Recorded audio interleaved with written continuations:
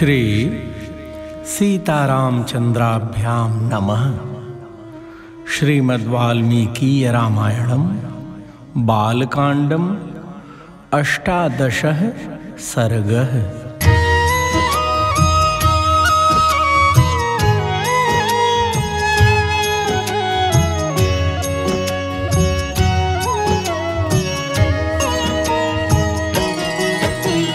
निर्वृत्ते तु कृतौ तस्मिन् हयमेधे महात्मनः प्रतिगृह्यामराभागान् प्रतिजग्मुर्यथागतं समाप्तदीक्षानियमः पत्नी गणसमन्वितः प्रविवेश पुरीं राजा सभृत्य बलवाहनः यथार्हं पूजितास्तेन राज्ञा च पृथिवीश्वराः मुदिताः प्रययुर्देशान् प्रणम्य मुनिपुङ्गवम् श्रीमतां गच्छतां तेषां स्वगृहाणि पुरा ततः बलानि राज्ञां शुभ्राणि प्रहृष्टानि चकाशिरे गतेषु पृथ्वीशेषु राजा दशरथः पुनः प्रविवेश पुरीं श्रीमान् पुरस्कृत्य द्विजोत्तमान् शान्तया प्रययौ सार्धं ऋष्यशृङ्गः सुपूजितः अनुगम्यमानो राज्ञा च सानुयात्रेण धीमता एवं विसृज्य तान् सर्वान् राजा सम्पूर्णमानसः उवास सुखितस्तत्र पुत्रोत्पत्तिं विचिन्तयन् ततो यज्ञे समाप्ते तु ऋतूनां षट्समत्ययुः ततश्च द्वादशे मासे चैत्रे नावमिके तिथौ नक्षत्रे दितिदैवत्ये स्वोच्च संस्थेषु पञ्चसु ग्रहेषु कर्कटे लग्ने वाग्पताविन्दुना सह प्रोद्यमाने जगन्नाथं सर्वलोकनमस्कृतं कौसल्या जनयत् रामं दिव्यलक्षणसंयुतं विष्णोरर्धं महाभागं पुत्रमैक्ष्वाकुनन्दनं लोहिताक्षं महाबाहुं रक्तोष्ठं दुन्दुभिस्वनं कौसल्या शुशुभे तेन पुत्रेणामित तेजसा यथा वरेण देवानाम् अदितिर्वज्रपाणिनां भरतो नाम कैकेय्यां जज्ञे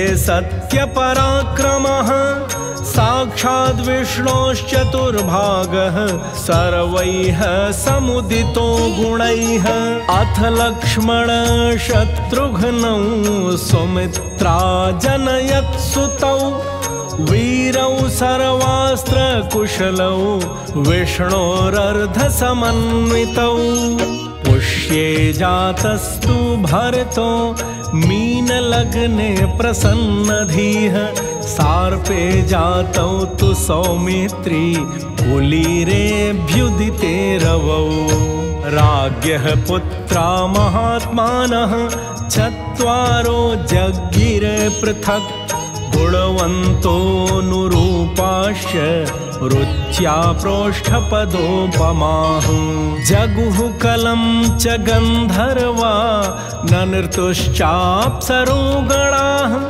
देवदुन्दुभयो नेदुः पुष्पवृष्टिश्च खात्पतत् उत्सवश्च महानासीत् अयोध्यायां जनाकुलः रथ्याश्च जनसंबाधा नटनर्तक संकुलाः गायनैश्च विराविण्यो वादनैश्च तथा परैः विरेजुर्विपुलास्तत्र सर्वरत्नसमन्विताः।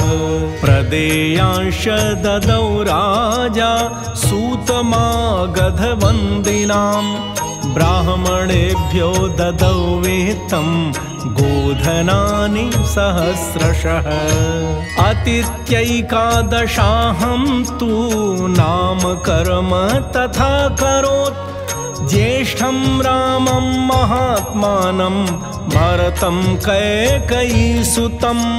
सौमित्रिं लक्ष्मणमिति शत्रुघ्नमपरं तथा। वसिष्ठः परमप्रीतो नामानि कुरुते तदा। ब्राह्मणान् भोजयामास पौरजान् पदानपि। अददद् ब्राह्मणानां च रत्नौघममलं बहु। तेषां जन्मक्रियादीनि सर्वकर्माण्यकारयत्।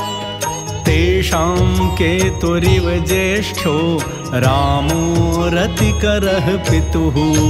बभूव भूयो भूतानां स्वयंभूरिव सम्मतः।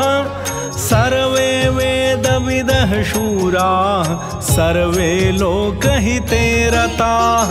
सर्वे ज्ञानोपसम्पन्नाः सर्वे समुदिता गुणैः। तेषाम् अपि महातेजा रामः सत्यपराक्रमः।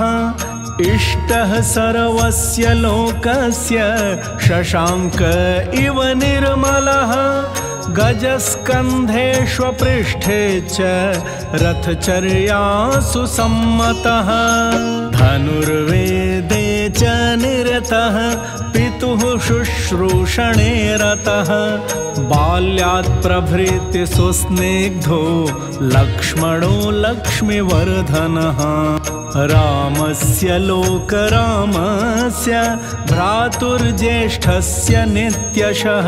सर्वप्रियकरस्तस्य रामस्यापि शरीरतः।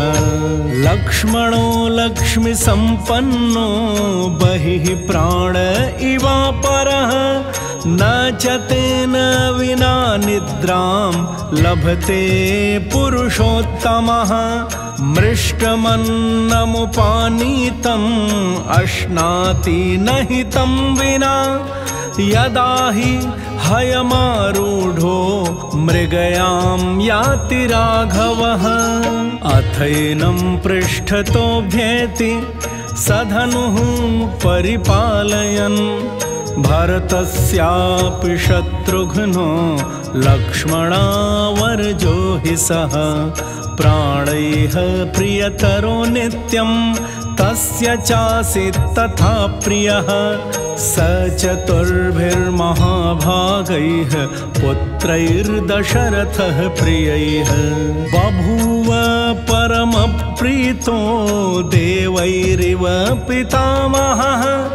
ते यदा ज्ञानसम्पन्नाः सर्वे समुदिता गुणैः। ह्रीमन्तः कीर्तिमन्तश्च सर्वज्ञा दीर्घदर्शिनः। तेषामेवं प्रभावाणां सर्वेषां दीप्ततेजसां। पिता दशरथो हृष्टो ब्रह्मालोकाधिपो यथा। ते चापि मनुजव्याघ्रा वैदिकाध्ययने रताः। पितृशुश्रूषणरता धनुर्वेदे च निष्ठिताः। अथ राजा दशरथः तेषां दारक्रियां प्रति। चिन्तयामास धर्मात्मा सोपाध्यायः स बान्धवः। तस्य चिन्तयमानस्य मन्त्रिमध्ये महात्मनः। अभ्यागच्छन् महातेजा विश्वामित्रो महामुनिः। स राज्ञो दर्शनाकाङ्क्षी द्वाराध्यक्षानुवाचः।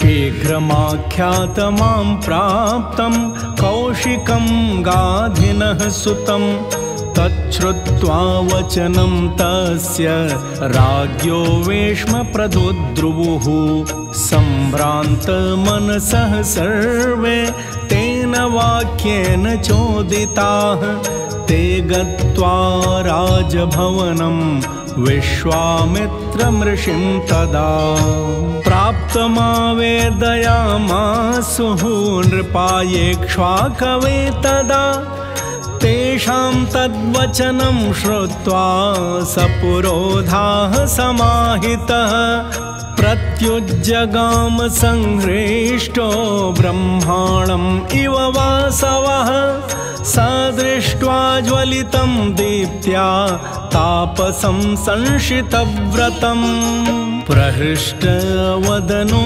राजा ततोऽर्घ्यमुपहारयत् स राज्ञः प्रतिगृह्यार्घ्यं शास्त्रदृष्टेन कर्मणा कुशलं चाव्ययं चैव पर्यपृच्छन्नराधिपम् पुरे कोशे जनपदे बान्धवेषु सुहृत्सु च कुशलं कौशिको राज्ञः पर्यपृच्छत्सु धार्मिकः अपि ते सन्नताः सर्वे सामन्तरिपवोजिताः दैवं च मानुषं चैव कर्म ते साध्वनुष्ठितं वसिष्ठं च समागम्य कुशलं मुनिपुङ्गवः ऋषिश्च तान् यथा न्यायं महाभाग उवाचः ते सर्वे हृष्टमनसः तस्य राज्ञो निवेशनम् विविशुः पूजितास्तेन निषेधुश्च यथार्हतः अथ हृष्टमना राजा विश्वामित्रं महामुनिम् उवाच परमोदारो हृष्टस्तमभिपूजयन् यथामृतस्य सम्प्राप्तिः यथा वर्षमनूदके यथा सदृशदारेषु पुत्रजन्मा प्रजस्य वै प्रणष्टस्य यथा लाभो यथा हर्षो महोदयः तथैवागमनं मन्ये स्वागतं ते महामुने कं च ते परमं कामं करोमि किमुहर्षितः पात्रभूतोऽसि मे ब्रह्मन् दिष्ट्या प्राप्तोऽसि मानद अद्य मे सफलं जन्म जीवितं च सुजीवितं यस्माद्विप्रेन्द्रमद्राक्षं सुप्रभातानिशा मम पूर्वं राजर्षिशब्देन तपसा द्योतितप्रभः ब्रह्मर्षित्वमनुप्राप्तः पूज्योऽसि बहुधा मया तदद्भुतम् अभूद्विप्र पवित्रं परमं मम शुभक्षेत्र गतश्चाहं तव सन्दर्शनात् प्रभो ब्रूहि यत् प्रार्थितं तोभ्यं कार्यमागमनं प्रति इच्छाम्यनुगृहीतोऽहं त्वदर्थं परिवृद्धये कार्यस्य न विमर्शं च गन्तुम् अर्हसि सुव्रत कर्ता चाहं शेषेण दैवतं हि भवान् मम चायम् अनुप्राप्तो महानभ्युदयो द्विज तवागमनजः कृत्नो धर्मश्चानुत्तमो द्विज